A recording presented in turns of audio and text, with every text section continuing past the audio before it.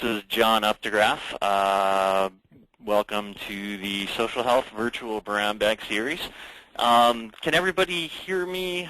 Well, actually, I think it may be the case that everybody right now is on mute mode, meaning that hopefully you should be able to hear me, but you may not be able to speak. The reason why we have things on mute is sometimes a lot of background sound coming from lots of different attendees can make it a little bit difficult to hear the presenters.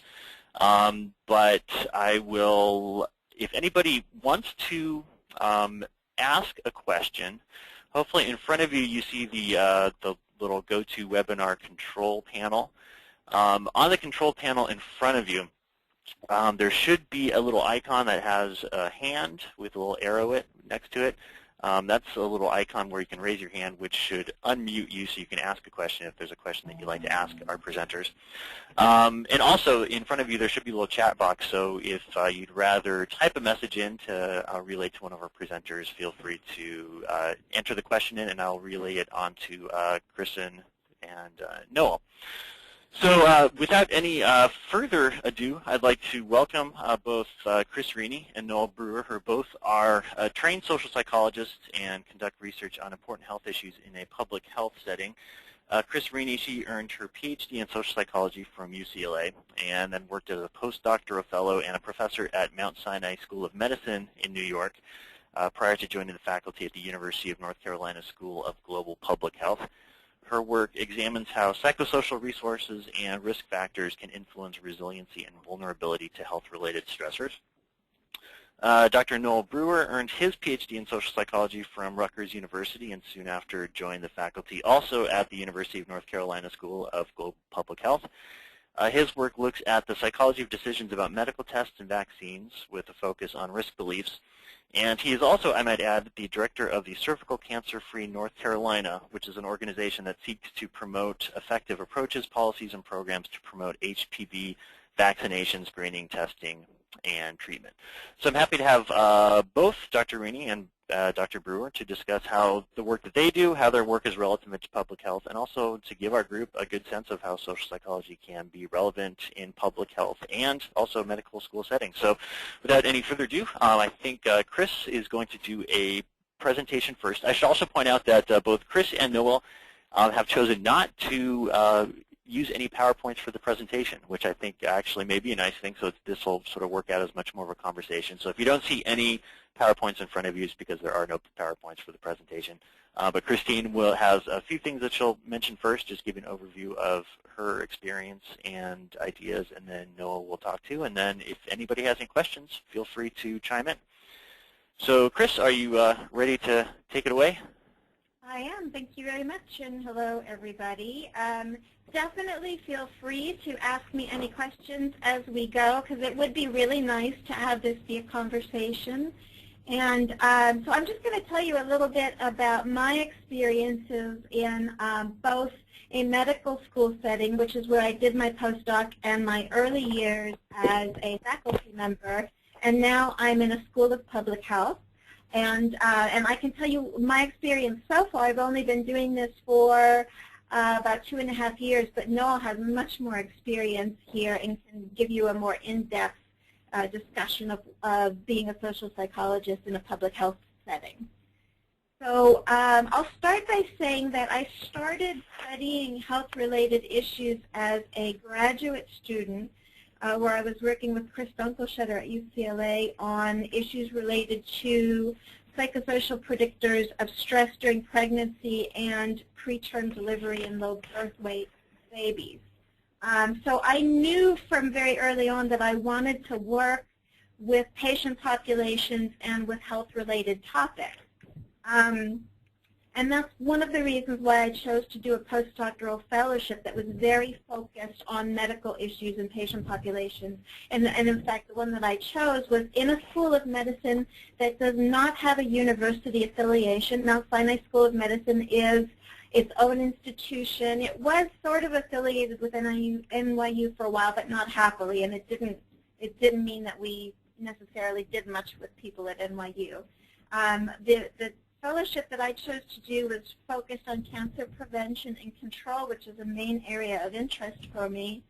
And it it's an interesting experience, I have to say. So in a medical school, there's sort of a hierarchy where the MDs and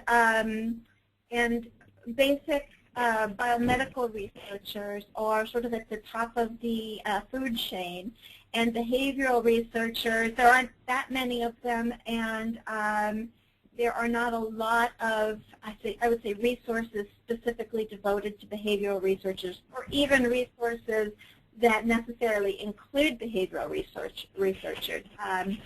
So, for instance, the opportunities for internal grants are really focused on biomedical and clinical research, and awards are as well.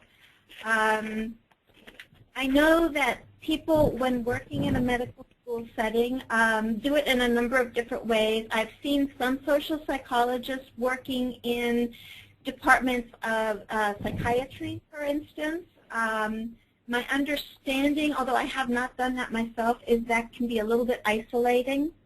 I sort of lucked out in that I worked in a department that was all psychologists, mostly clinical psychologists, although we added a few social psychologists later.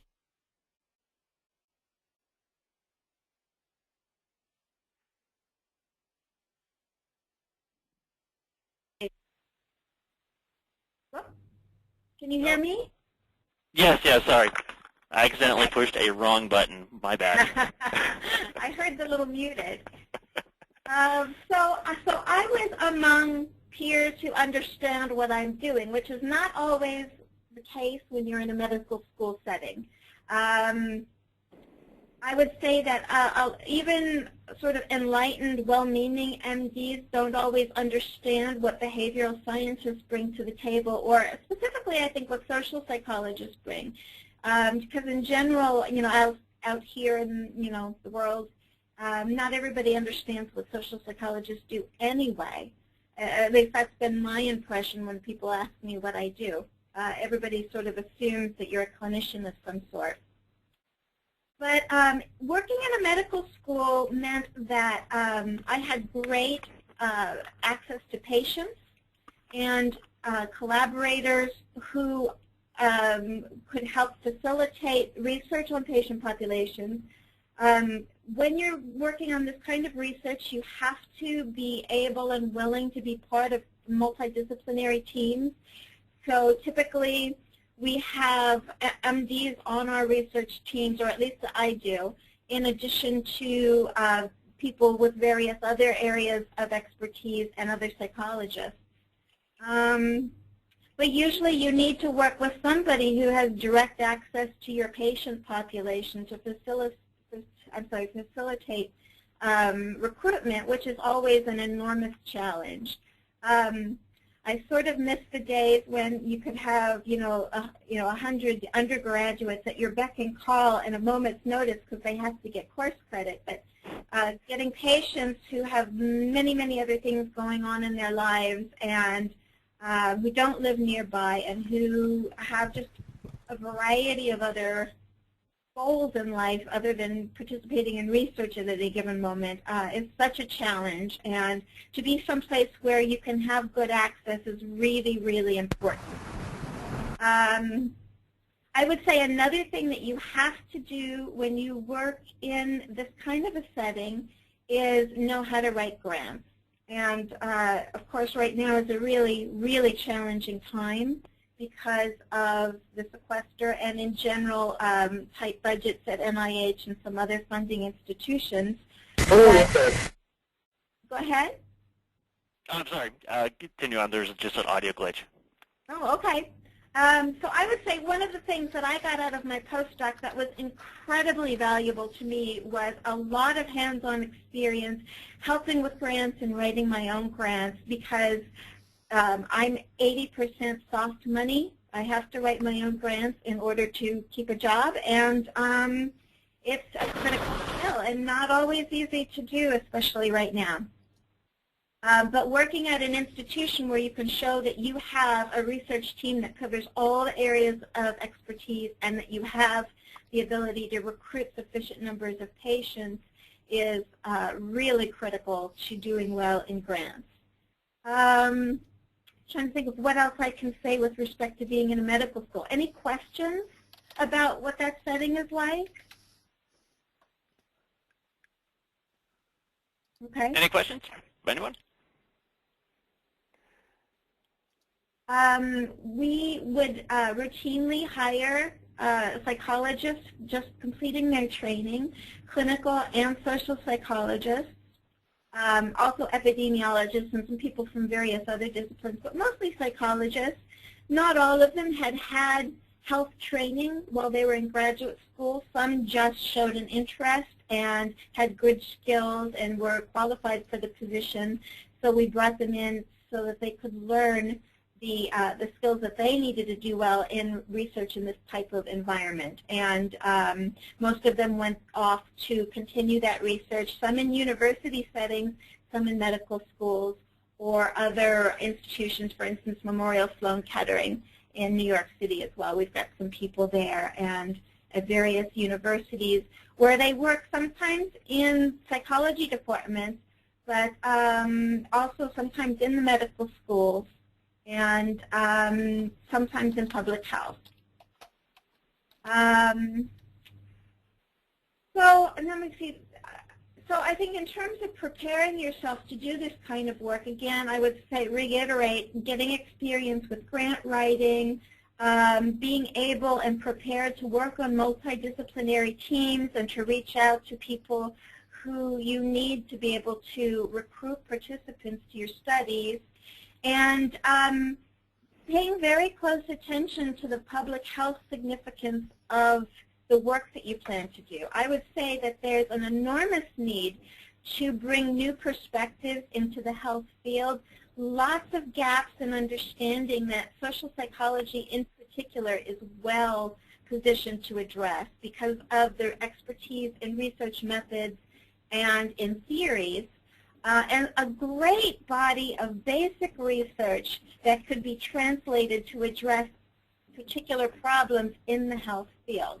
But the goal is always to show that your work can have a significant public health impact. So that's always sort of the prize that you have to reach towards and demonstrate when you're getting funding for projects.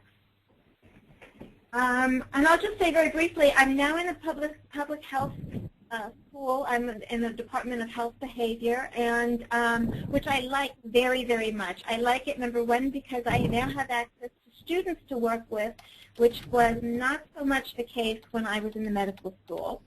And number two, I find that because of my interests, it actually probably is a better home for me at this point than being in a psychology department.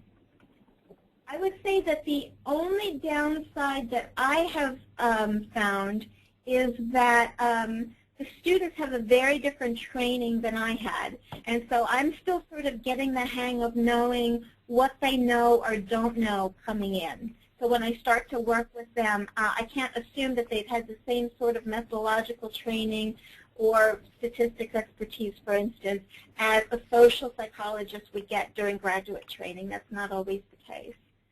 Are these graduate students in public health that you're talking about? They are, yes. Okay. And they get training in our department, but it's a different field, and they get a training in a lot of different areas than social psychologists would get. Whereas, you know, in social psychology, there's so much of an emphasis on methodology and theories, and in public health, there's an emphasis on that, but it's broader as well. And actually, I would say that some of the other things that they learn have a lot to bring to social psychology. So I think public health people in general know how to make a difference in the world. They learn how to get work done in real settings and how to make a difference in a way that I think social psychologists don't learn. So it sort of fills in a gap in my mind, in my training, and helps me, I think, make more of an impact in my work.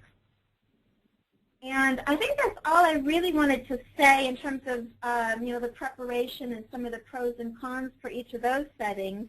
I don't know if anyone has any questions, but Noel, as I mentioned, much more experience in public health than I have. All right. Again, if anybody has any questions, feel free to you can type a question into the chat box in front of you, or if you have a question that you'd like to ask directly and you're speaking but you can't hear yourself, just click on the little hand icon, and that should raise your hand, and then I can unmute you if you're not unmuted already.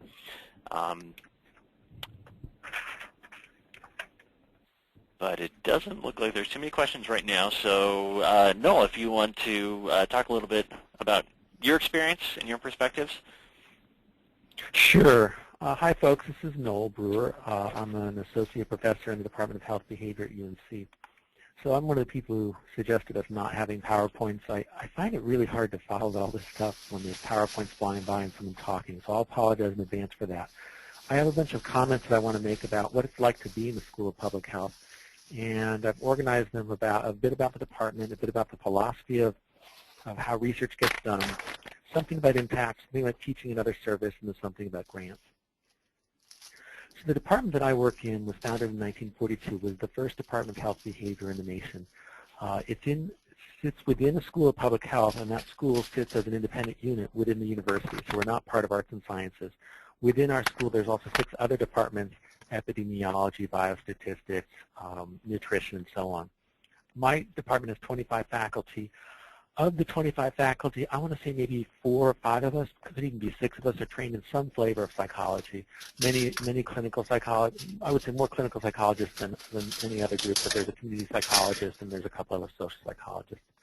We also have about 60 adjunct faculty. We don't have a lot of interaction with. We have 160 students, and last time I looked, our department had about $8 million in grants, although I think that's about to go up by a big chunk to close to about $12 million. So in terms of philosophy of research and philosophy of the stuff that we do, one of the things that's true is that we care more about the DV than the IV. People who are doing public health research really care about the specific health outcome that we're talking about. Are we talking about depression or clinically diagnosable anxiety, or is it people, in my case, I'm interested in people's decisions to get screened. So it's not just thinking about getting screened, it's actually going and getting a screening test. Or if I'm doing my research on vaccination, I do a lot of that. I'm really interested in people closing the deal, people actually going and getting HPV vaccine. That's something I do a lot of research on. I find that I have to make a choice often between focusing on becoming an expert in one narrow area on the prediction side of things, or being an expert in the outcome of the behavior that I'm focusing on. And that's been an interesting trade-off to make. And it was a fairly explicit choice that I made early on in my career when I was choosing between psychology departments and a job here in the School of Public Health. And I realized I cared more about the DV than about the IV, and I think that's an important decision to make. That said, I still do theoretical work. I would say that less than half of my work do I consider to be deeply theoretical or even modestly theoretical. Some of the work is just plain out applied. How do you change the DV using straightforward public health approaches? There's a focus in public health on populations. That's something that if you apply to a public health job, you should think a lot about. Who do you work with? Why do you want to work with them? And what do you know about them? Those are not natural questions to answer for psychologists. There's also general disbelief among public health professionals in generalizability. The idea that findings that in cancer would generalize to diabetes, let alone even the idea that findings in breast cancer would generalize to colorectal cancer screening.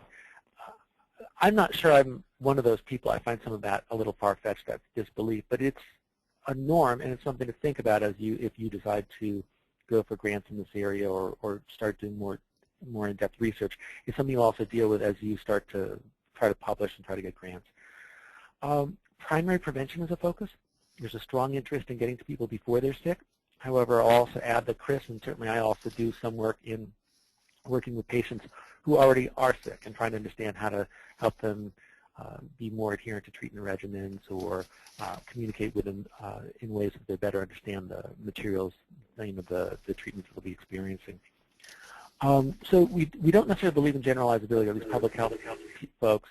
At the same time, we use these 50-year-old social cognitive models that there's not even a lot of evidence of generalizability for them. So there's a little bit of a disconnect in that way. We apply theory more often in testing theories. At the same time, we can do these studies often in real populations with large-sized populations that can create powerful tests of existing theories. We're very fussy about methods and measurement. There's a preference for using already normed measures, whereas in my training in psychology, we often create ad hoc measures, and those don't tend to fly in public health, or at least not as much. People in public health often like qualitative work, which is something that's completely alien to me in training in psychology. And one cost of that is folks, I think, public health often misremember the extent of causal inference that's appropriate and possible for qualitative studies, and that can be frustrating in talking to colleagues or reviewing work from others in the field. So there's a focus on intervention work, focus on disparities, and in my department in particular, there's a focus on social justice. So that's philosophy of stuff. Talking about impact, we do have to do work that will change public health, that is meaningful. So I'm on the tenure track. I'm actually a tenured professor, but Chris is on the research track. There's no meaningful difference in terms of prestige in the department, in terms of resources that come to us. There are a couple differences in terms of how we operate, and Chris mentioned one of them, having to get 100% of her salary covered. I have a different expectation I'll go over in a little bit. But this expectation that we do work that will change public health is the same across both tracks, the research track and also the tenure track. It can be formative work, it can be basic science work. When they hired me, I was mostly doing risk perception work, and they considered that to be important, and that would be important for public health. And we had a long conversation. I had a long conversation with several people about what does it mean to change public health by establishing a better measure of risk perception or establishing the association of risk beliefs with some health behavioral outcome. And they agreed that that was an important public health outcome, which took me a while to get why they could see that far back in the causal chain of things. Expectations for impact, also about 30 or 40 publications for tenure, to move from assistant to associate with tenure, and about 60 publications for full. Those are rough measures, and it varies a bit on what kind of pubs and what they look like and where they are. But we don't really have any criteria right now for the impact of articles or the impact of journals that we publish in. My experience in keeping track of who's doing what in our department is that somewhere around 300 citations using ISI, that's when we tend to tenure folks. People who don't achieve that sometimes don't get tenure. It's fairly rare. Then folks who have about 1,000, maybe 1,200 sites or more to their research articles, that's a fairly typical characterization of our full professors, a minimum, I would say. Okay, so that's impact. In terms of teaching, I teach a course a year. That's my entire work, and I teach an MPH course for a research methods course for MPH students.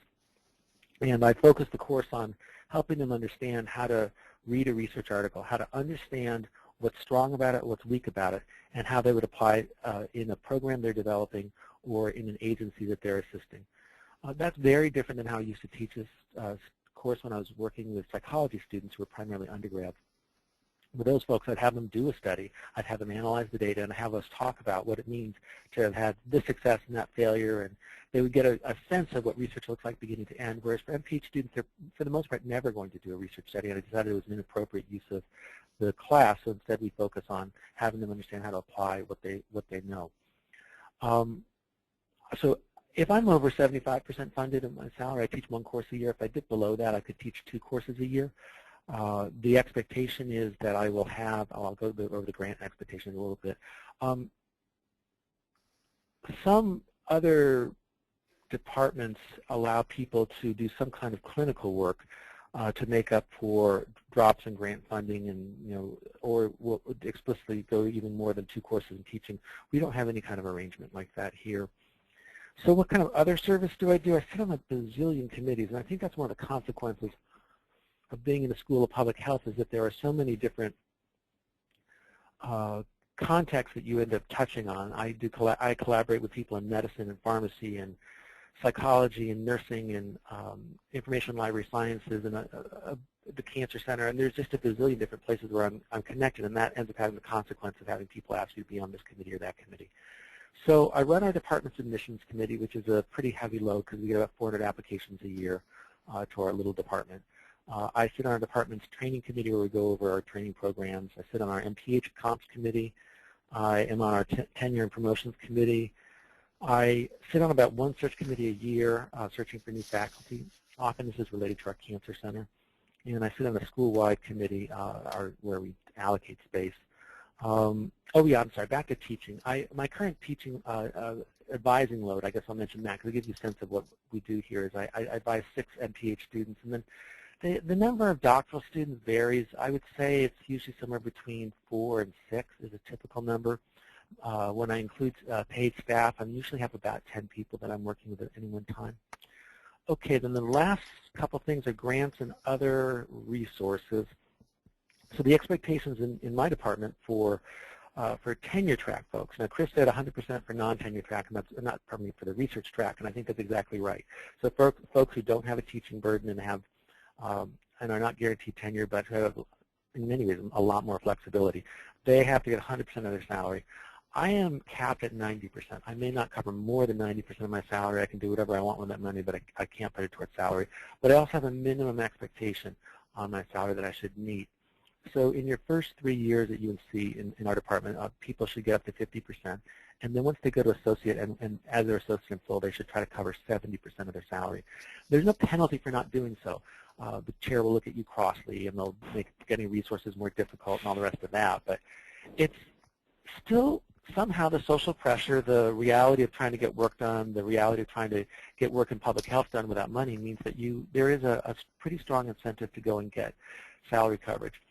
One of the ways that I've gone about that is through non-NIH grants. So the bread and butter of public health is national, grants through the National Institute of Health, often through the National Cancer Institute, because they're one of the agencies that funds behavioral science most generously, but also most thoughtfully with respect to psychological theories and psychological processes.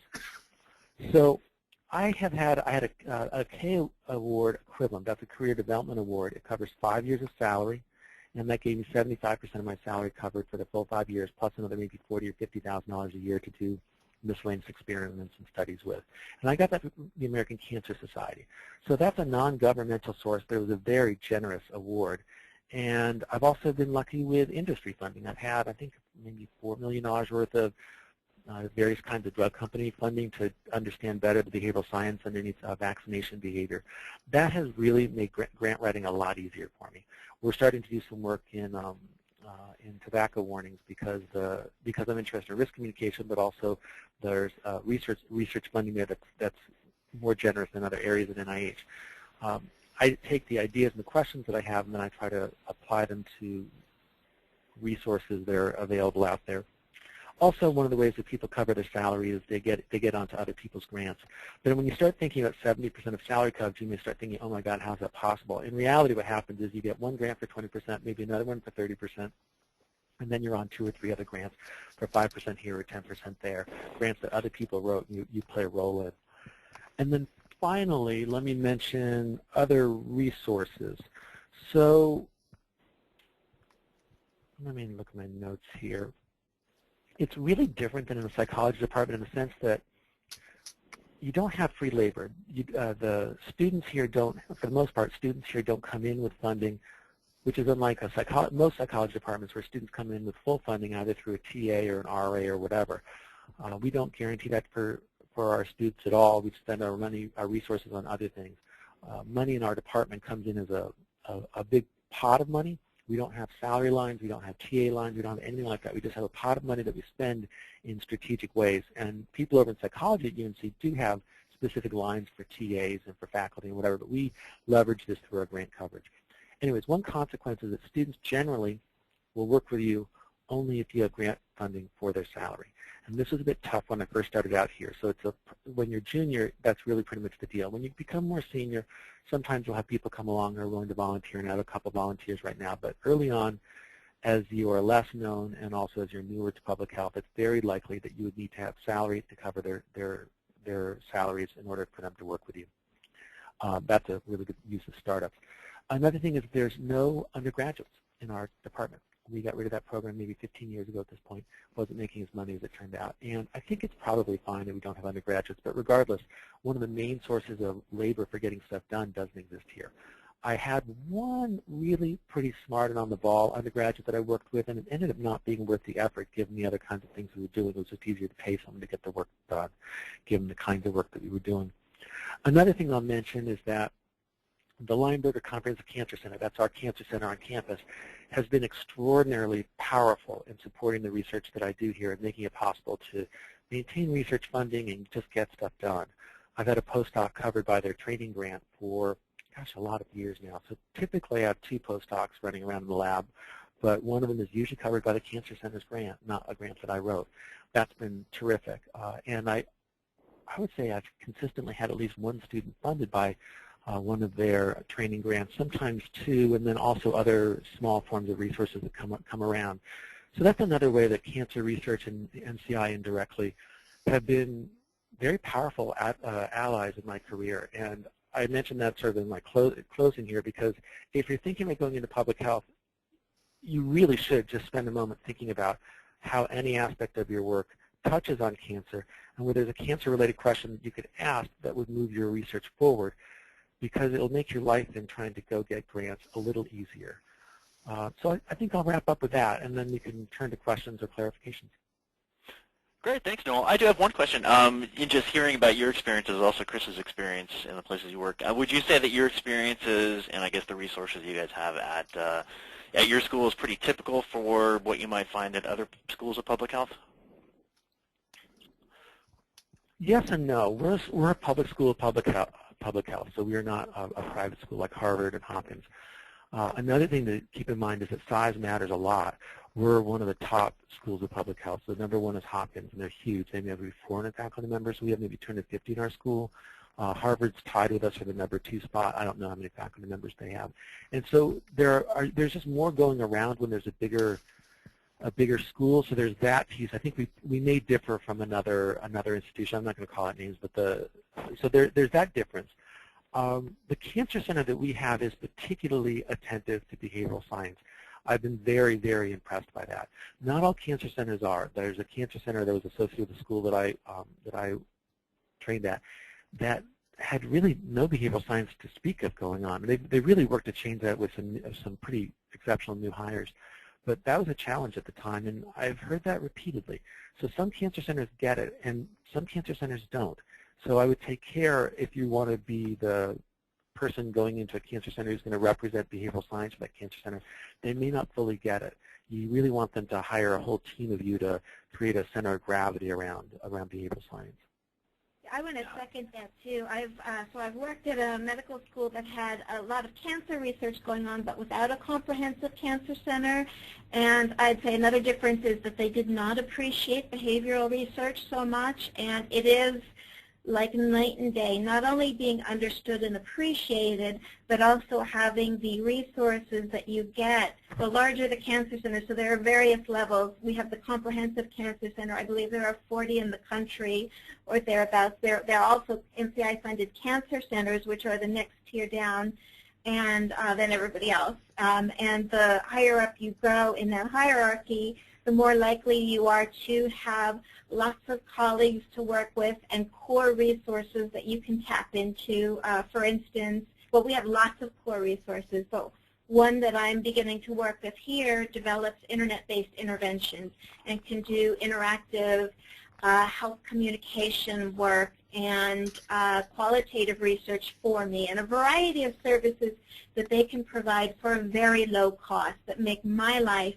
easier and can help me be more productive. So one thing that both of you guys mentioned is some places, like some comprehensive cancer centers, sort of get the importance of behavioral research. Some don't. I'm just curious, in your own experiences, I mean, what do you tell the people that don't get it to make them get it, or basically, how do you make your training in social psychology relevant, or sort of force it to be relevant, I guess, from a public health perspective? I mean, how do you guys do it?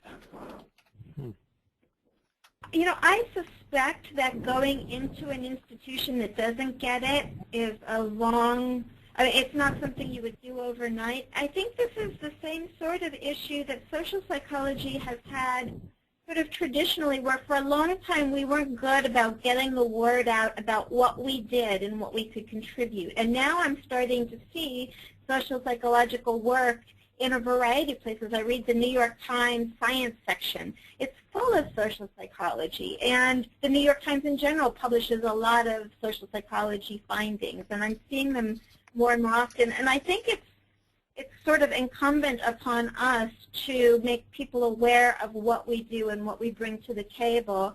And so you develop, research teams and collaborations who do understand that, and you work sort of within the system.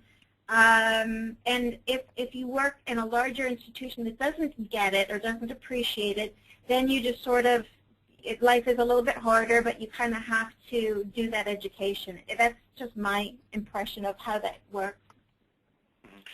Yeah, the question of how to do it, I agree with what Chris said. You want to be working in the right context. So, but once you're working in the right context, I also think it's important to listen to the people who have content expertise.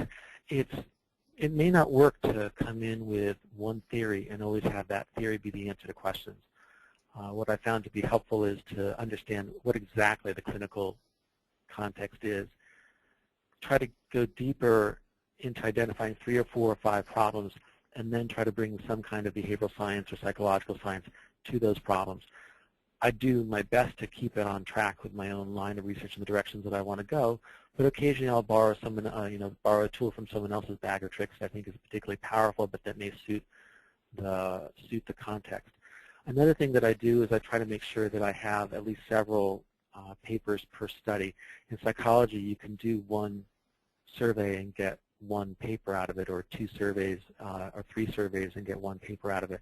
I do the opposite, where I'll do one study with 500 or 1,000 patients or adults, and then out of that I'll make it 4 or 5 or 6 or 7 papers.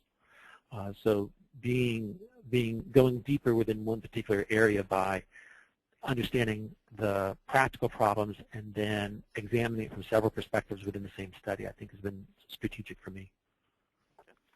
Great, thanks. We do actually have a couple questions from some folks listening in. We have a question from Serena Lowe. Her question is, and this might tie into your last answer, Noel, about how you can publish so much by sort of putting a lot of papers out of one study.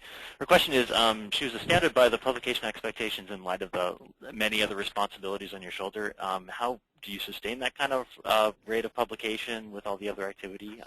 And do you both maintain a good work-life balance with all the expectations on top of you guys working in the departments you're at? I don't know, Chris, what is the work-life balancing? Have you heard of it? I'm not even sure what that term means. But I will say, when I go home and work at night, it's usually because I'm excited about a project. I don't have to work at night. I don't think I could be at UNC Chapel Hill, honestly, if I didn't. But I probably could be a little bit better about carving out personal time. I'm just not very good at it. I do say that you have to work very smart, because at any given time I have 3 or 4 or 5 grants pending, 2 or 3 that I'm planning on submitting, a couple of projects that I'm running, a couple more that I'm collaborating on, and I think I've got 5 or 6 papers in the works right now. And it's not easy to keep everything moving forward, and that's in addition to student stuff, which I don't have to teach, which is really good for me. I do mentor students, but I do agree with Noel that so you do a big project. It's expensive, it's hard, it takes a long time, but you get a lot of publications out of each of your studies, and I am constantly getting my collaborators, trying to get them to analyze some of the data too, so that we have multiple papers going on at the same time. If a student wants to work with me on a paper and they can do that, then I'll work with a student on a paper as well. So it's really all about multitasking. Yeah, I'll agree with what all of those things. The work-life balance issue. So I take a vacation every year, usually twice a year, once for a week or 2 around Christmas time, and then a couple of weeks during the summer. I try to go to a conference in some Lux place. So I feel very comfortable with the time that I take off. Every night I'm home by 7:30 and have dinner with my partner, and that's nice. I walk to work. We actually both walk to School of Public Health, which makes it a little easier. But so work is confined to some extent, and then of course it slips over. Maybe I'll work later on after dinner in the evening some nights, or maybe I'll work like the last couple of weekends I've had to work both days on a grant that I've been working on, because we've been in some grant mania.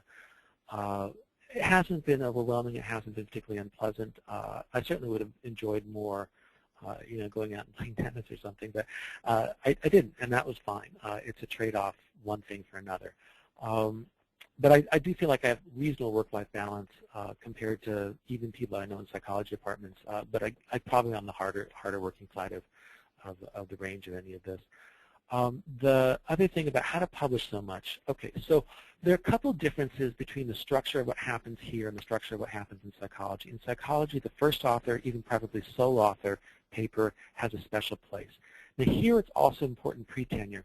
But when you reach a certain point in your career, and I'm past that point, wherever that point happened, I'm not sure, last author is considered also a prestigious place. And for me, the last author position is as prestigious or sometimes more prestigious than being first author. And what that does then is it opens up all sorts of possibilities for team science. So what I do is when I create a survey or when we design a study, I already think about the papers that I want to write based on that study. Now, many of these are epidemiological kind of papers where you have a predictor and an outcome, and any answer is going to be a good answer. It's a little harder when you're doing experimental work because when the experiments go south, you don't have much to publish. I keep up some experimental work, but not a lot of experimental work. I'd say it's probably 3 to 1, non-experimental to experimental. So that's one way to do it, is being last author. And I come up with these papers. I decide on any one project, is there one or no papers that I want to first author.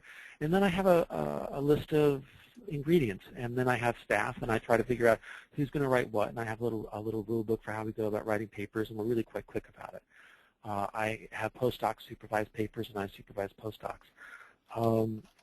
Anyone who's working in my lab has to write a paper a year. If they don't, they're out of the lab. If they're a postdoc, they have to write 3 papers a year or they're out of the lab. So those are just clear expectations that I have, and most people meet those or sometimes substantially exceed that. Another thing that happens in public health is that you end up as nth author on various papers. People just put you on for whatever reason on a paper because you were sitting nearby, you walked through the room, you gave some piece of advice. I've been put on papers for not much reason and other times for substantial reason. I think 3 papers I published last year I was last author on that I'm not sure. I kind of wonder if it would have been easier if I'd just done the studies myself, and yet the reality is I wouldn't have done the studies myself. So it was nice to be part of these unusual research teams pulling data from unexpected places. So that's one of the, so those were all some of the ways to make it happen. I think earlier on it was a little harder when I was just thinking that it was just going to be me and me writing sole author papers and maybe getting 1 round of feedback from people, but I found it just a different way of working that involves a lot of delegating and then a lot of structure about how we collect data and then use the data. Great, thank you. There's another question. This one's by Lindsay Mayberry. Do you feel that the work you both do is, quote unquote, moving the needle in terms of actually affecting practice or policy, or are there pathways in place for the work that you guys do to translate easily into practice or policy?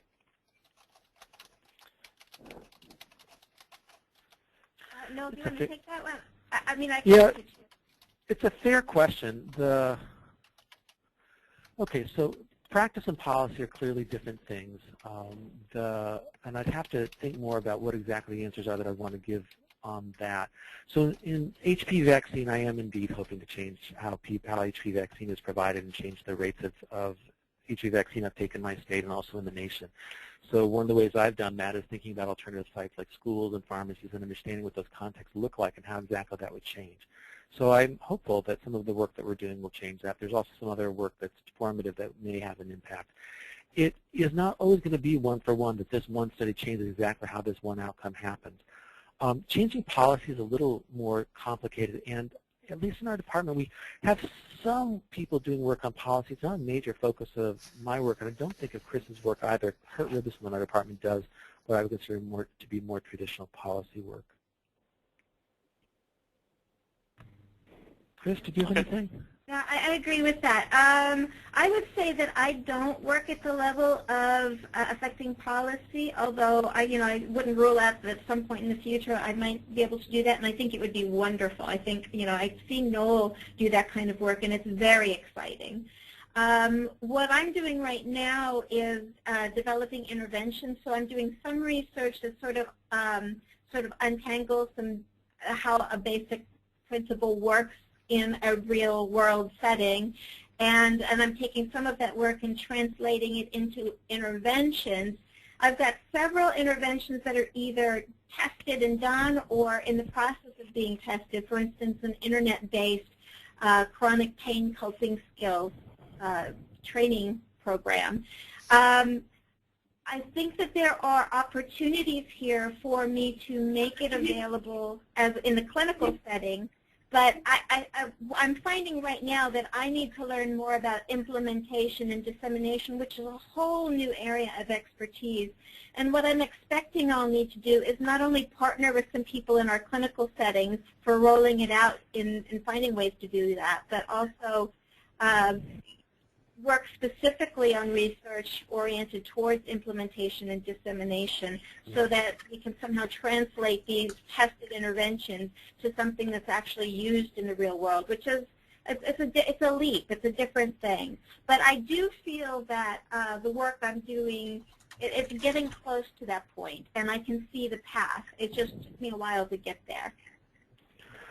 I'll also add something that I'm thinking more about, like how you change practice. One of the things you have to do is you have to figure out what people are really doing. Public health systems are incredibly messy. They're often decentralized, and changing one aspect in one place doesn't guarantee it'll get changed in another place. Or even if you change it in one place, it doesn't guarantee that that change is going to stick and maintain over a period of time. That's one of the biggest problems that we've had. So we were thinking about how to increase the provision of HPV vaccine in schools. School health centers were a way to go. Well, that was great, but they only cover 6% of schools. So what about the other 94%? So we thought, well, let's have county health departments bring the vaccine and mass vaccination clinics into schools. That's certainly been done, and I've seen some models for that. So we thought, well, let's train all the health departments in our state to do that. So we created this Mass Vaccination Training Institute, put a little behavioral science sort of hidden in there.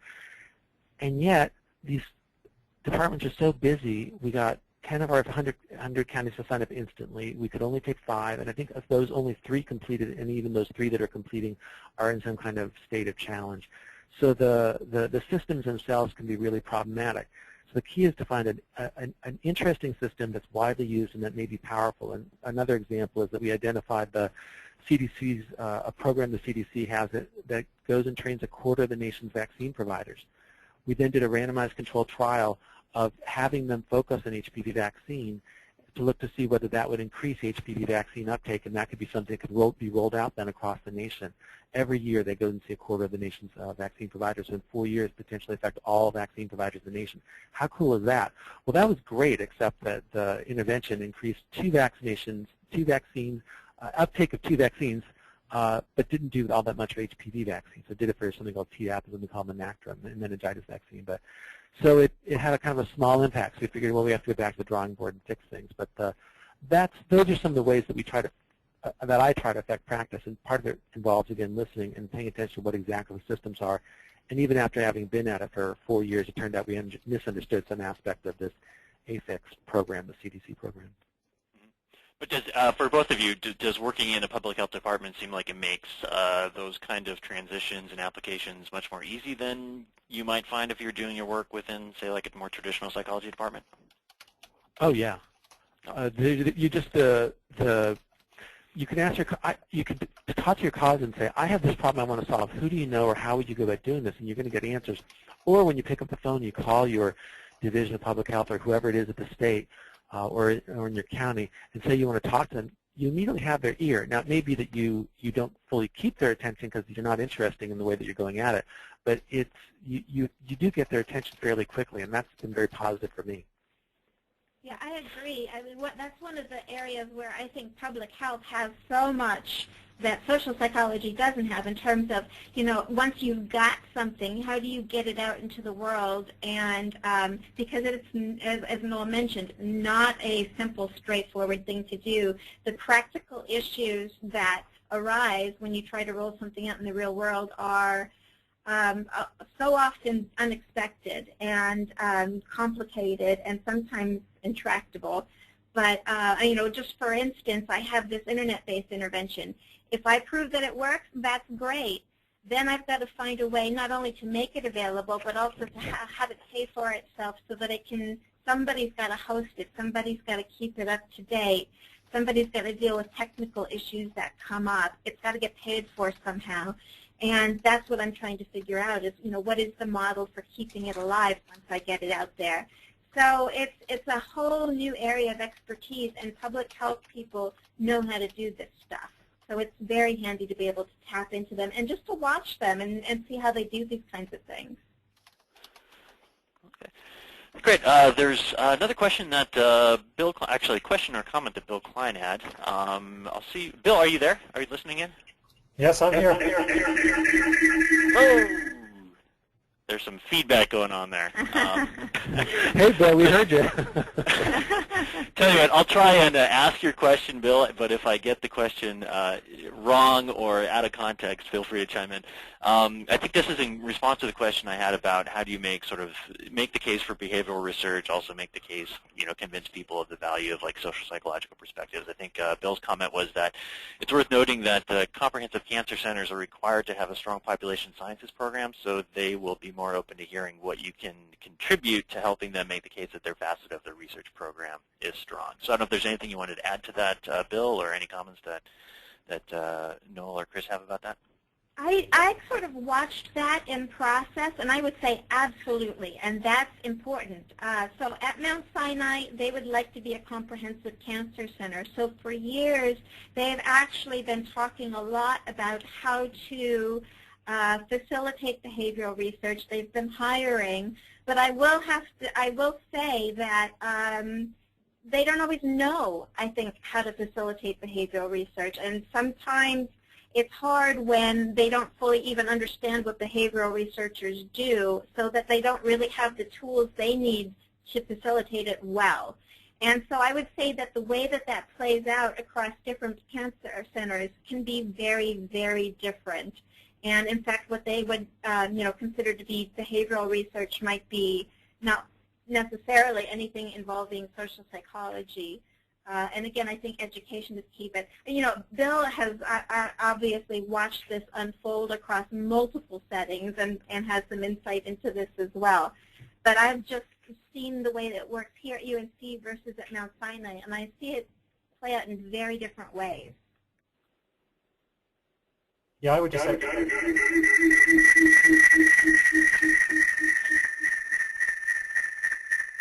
Whoa. That is the strangest feedback. Are you in space, Bill? I don't know, Bill, do you have a speaker that might be causing some feedback? Possibly. Okay.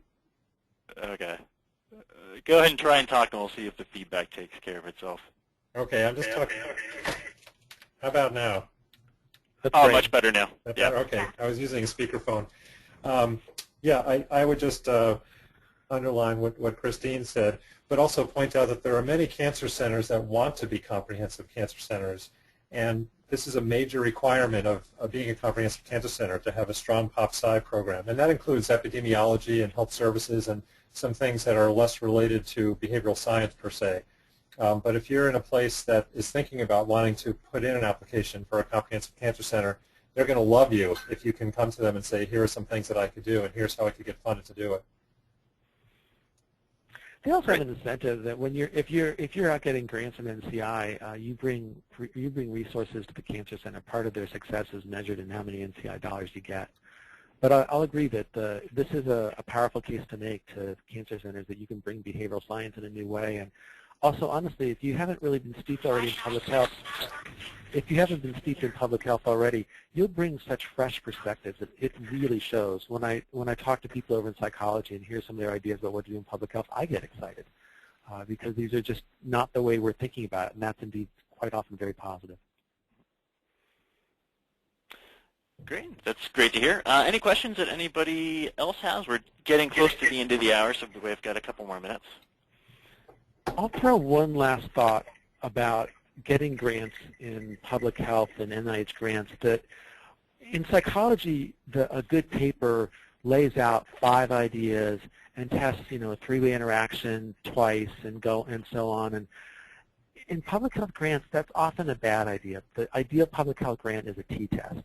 And I know it sounds boring, and then maybe a mediation test, what got it going, or maybe a moderation one level deep at that point. But think simpler than you would usually think. You don't need to dumb down your ideas. You don't need to not also add in 5 other really cool studies as you go. I certainly go ahead and do that. But the presentation of the core idea is going to probably have to be simpler than you would naturally do it if you were doing it in your own psychological language.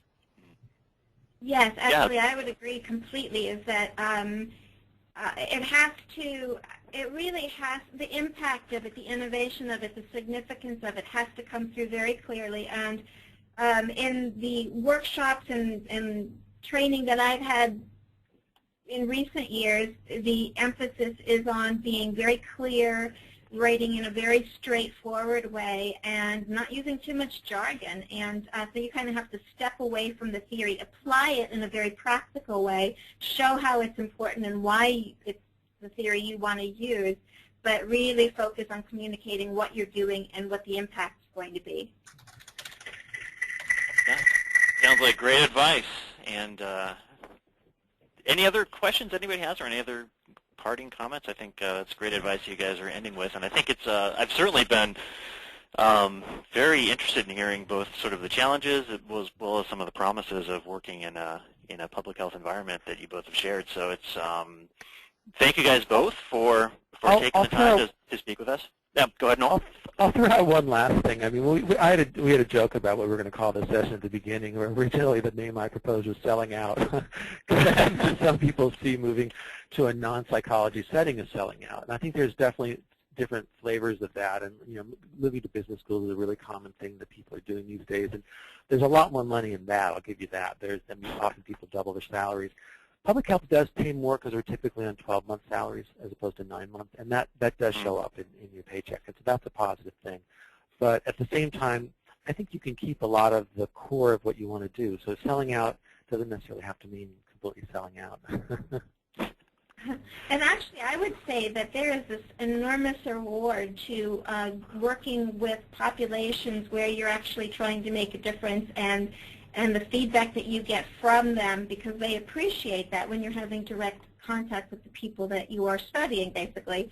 It is really immense, and it's important to me, and it actually makes what I do that much more rich and enjoyable. Yeah, that's great to hear. Again, thank you guys both for taking the time to share your perspectives and your expertise and your background with us. As I said before, I think this has definitely been informative for myself, and I'm sure it's been informative for everybody else that's listening in. So thank you guys both, and that's all we got for this session. We'll have another in April. I believe we'll have another social health brown bag. It'll be Jeannie Tsai and Tamara Sims from Stanford will talking about some of their work on ideal affect and health behaviors. So look out for some announcements about that. But on behalf of everybody, thank you, Chris and Noel. And thanks, John. Well, thank you. No problem. Take care. Bye-bye. Bye-bye. Bye.